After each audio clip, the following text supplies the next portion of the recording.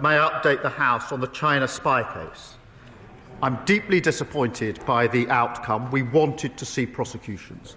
Mr. Speaker, I know just how seriously, rightly, that you take these matters. National security will always be the first priority of this government, and we will always defend against espionage. In recent weeks, there have been baseless accusations put about by the party opposite. Let me set out the facts. The relevant period was when these offences took place. That was under the Conservative government between the years of 2021 and 2023.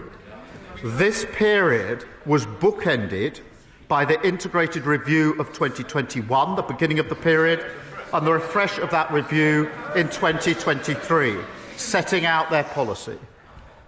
These statements of government policy were very carefully worded to not describe China as an enemy. Instead, Mr. Stewart, somebody who is on the Speaker's panel, I've told once before, should know better.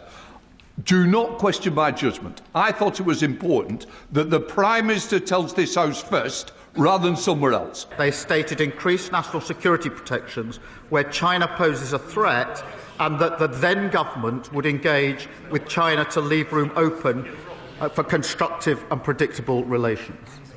The Deputy National Security Advisor, Matt Collins, set out the then government's position in a substantive witness statement in 2023, which was subsequently supplemented by 2 further short statements.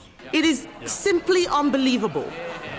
It is simply unbelievable that he is trying to say the last government did not classify China as a threat. So I will refresh his memory. In 2021, the previous government's integrated review described China as the biggest state-based threat to the UK's economic security. In 2024, the Minister for Security said from that dispatch box that China poses a threat. But let's leave aside the government.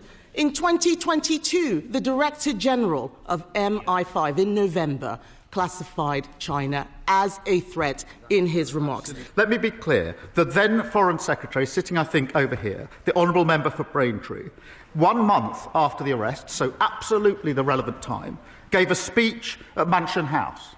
It was called Our Position on China, setting out the government's policy.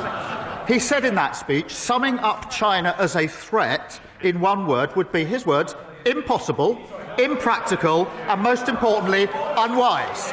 In September 2024, the leader of the opposition said this, I quote, "I have shied away from calling China a threat." She is playing politics with national security. The Prime Minister can read the beginning of a quote. Let me finish that quote.